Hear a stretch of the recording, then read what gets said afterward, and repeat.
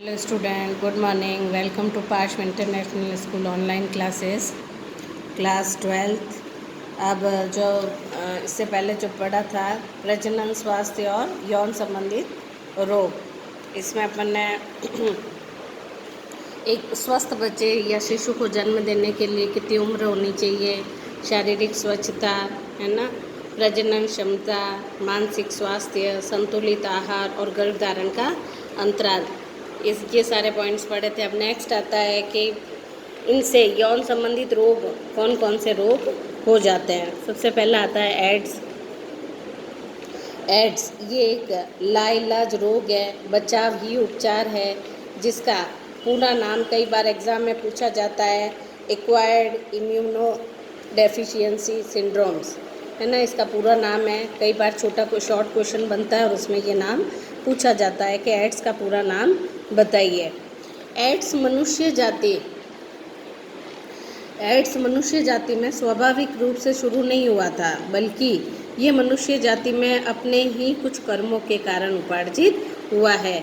ये यौन संक्रामक रोग है, जो कि इम्यूनिटी डेफिशिएंसी वायरस कहते हैं इसका। और ये जो वायरस है ये विषाणु के द्वारा फैलता है, और ये वायरस श्वेत रक्त कणिकाओं पर आक्रमण करता है और धीरे धीरे नष्ट कर देता है। हमारी बॉडी में दो कणिकाएं होती है, रेड एंड वाइट, ठीक है। जो वाइट होती है वो हमारी बॉडी की एंटीबॉडीज़ को बढ़ाती है ना, और प्रतिरोधक क्षमता को बढ़ाती है। और जैसे ये वाइट रक्त कणिकाएं कम हो जाती है, वैसे वैसे हमारी बॉडी में एंटीबायोटिक घट जाता है, जिससे कई तरह के हमें रोग हो गए। जैसे खांसी हो गई तो बंद नहीं हो गया, बुखार आएगा तो बंद नहीं होगा। एक बार जो रोग हो जाता है वो कभी भी ख़त्म नहीं हो पाता है, क्योंकि हमारी बॉडी में से सफ़ेद रक्त कणिकाओं की कमी हो जाती है। ये श्वेत रक्त कणिकाएं हमारे शरीर के रोगों से लड़ने की प्रतिरोधक क्षमता प्रदान करती है, और जैसे जैसे बॉडी में ये कम होती जाती है, प्रतिरोधक क्षमता भी घटती जाती है। श्वेत रक्त कणिकाओं को नष्ट हो जाने से शरीर की प्रतिरक्षात्मक क्षमता भी समाप्त हो जाती है। जैसे हमारी बॉडी में प्रतिरक्षात्मक क्षमता पाई जाती है, जैसे हमें बुखार होता है तो हमारी कीटाणु अपना उस श्वेत रक्त कणिकाओं से लड़ते हैं और हम अपना आप ठीक हो जाते हैं। लेकिन जैसे ये इम्यूनिटी पावर घटती है, वैसे ही हम बीमार होने लग जाते हैं और व्यक्ति विभिन्न प्रकार के रोगों का शिकार हो जाता है। उसी तरह तरह के संक्रमण और रोग हो जाते हैं और व्यक्ति अंत में मृत्यु की गोद में समा जाता है। अब ये आने वाले समय में सबसे ज़्यादा बच्चे, है ना, 15 साल से लेकर के 25 साल तक युवा वर्ग इस एड्स का शिकार हो रहे हैं। विश्व स्वास्थ्य संगठन ने 2013 में दुनिया भर में लगभग 35 मिलियन लोगों को एड्स का शिकार बताया है, और जबकि भारत में 2.1 मिलियन लोगों को HIV ग्रसित बताया गया है। इस आंकड़े के साथ पूरी दुनिया में पाए जाने वाले मरीजों वाले देश में भारत है, जो तीसरे नंबर पर आता है।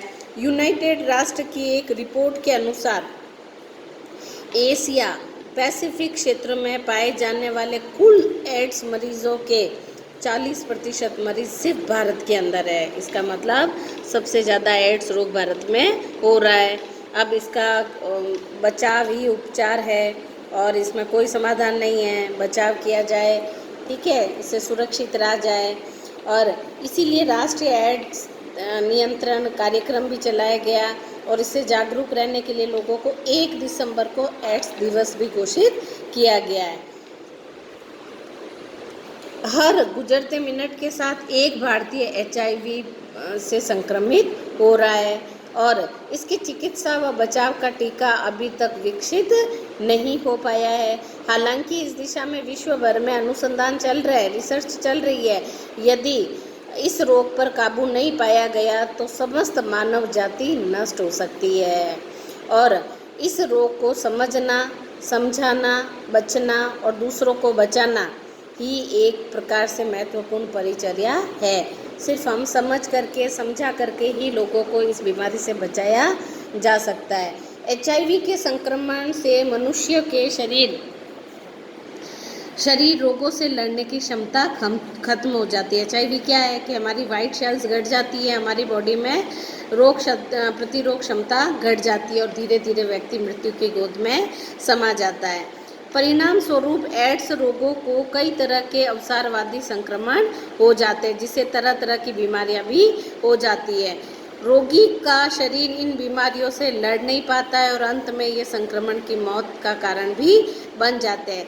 HIV संक्रमण उन चोरों के समान है जो शरीर की प्रतिरक्षा करने वाले प्रतिरक्षा तत्वों पर ही आक्रमण कर देते हैं और उन प्रतिरक्षी तत्व रूपी पुलिस स्थानों में ही अपना अड्डा बना लेते हैं।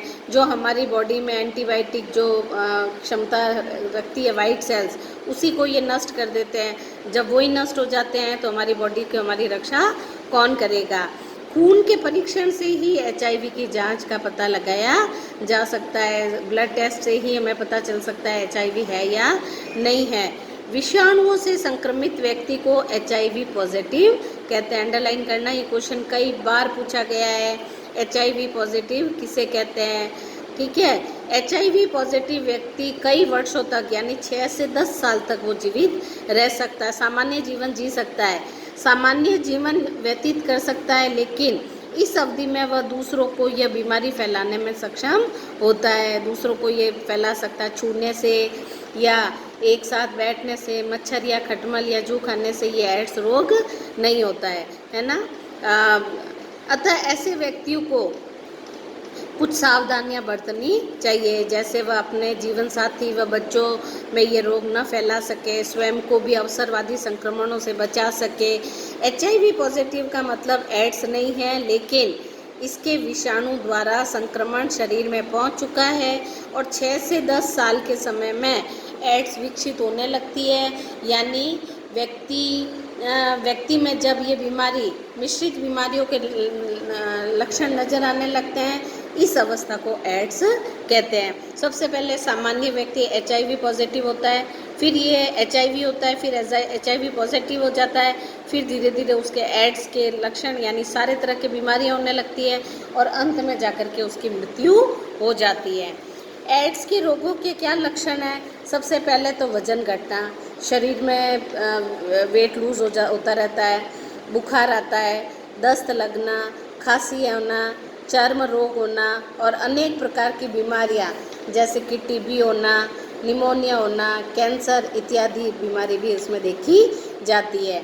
अब HIV संक्रमण किन कारणों से फैलता है? तो देखिए, कई बार क्वेश्चन पूछा गया है, अंडरलाइन करना है। HIV संक्रमण के फैलने के कारण बताइए। तो नंबर 1, असुरक्षित यौन संबंध करने से HIV फैलता है, ठीक है। बिना जांचा हुआ संक्रमित रक्त रोगी को चढ़ाने से भी HIV हो जाता है। हमें खून कभी भी बिना जांचा हुआ खून नहीं चढ़ाना चाहिए। संक्रमित सिरिंज से भी सुई का उपयोग करने से भी सिरिंज या सुई का उपयोग करने से भी HIV होती है। संक्रमित व्यक्ति के अंग प्रत्यारोपण, किसी के किडनी वगैरह या कोई ट्रांसफ़र कर दिया तो है ना, उससे भी हमें कई तरह के रोग हो सकते हैं, एड्स वगैरह हो सकता है।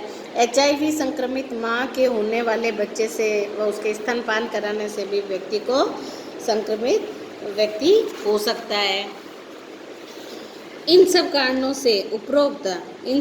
से HIV फैलने वाले बिंदुओं के साथ साथ यह भी जान लेना आवश्यक है कि HIV किन से नहीं फैलता है, ताकि एड्स रोगी वह अपने आप को एकदम अलग थलग महसूस और हीन भावना की शिकार न हो। HIV किन कारणों से नहीं फैलता है? नंबर 1, HIV संक्रमित व्यक्ति के साथ दैनिक वस्तुओं का प्रयोग करने से, जैसे टेलीफोन, किताबें, पेन वगैरह, ये यूज़ करने से HIV नहीं फैलता है। नंबर 2, शारीरिक स्पर्श से, जैसे हाथ मिलाना, छूना, साथ उठना बैठना, आसपास खड़े हो जाना, इससे संक्रमण नहीं फैलता। एक ही ऑफिस या कारखाने में साथ साथ काम करने से भी HIV पॉजिटिव, उपकरणों का प्रयोग करने से भी HIV नहीं फैलता। साथ में खाने पीने, प्लेट, गिलास या अन्य बर्तनों का मिलकर प्रयोग करने से भी HIV नहीं फैलता है। सार्वजनिक स्नानघर, शौचालय आदि का प्रयोग करने से भी HIV नहीं फैलता है। हवा में खांसने से या छींकने से भी HIV नहीं फैलता है। Thank you.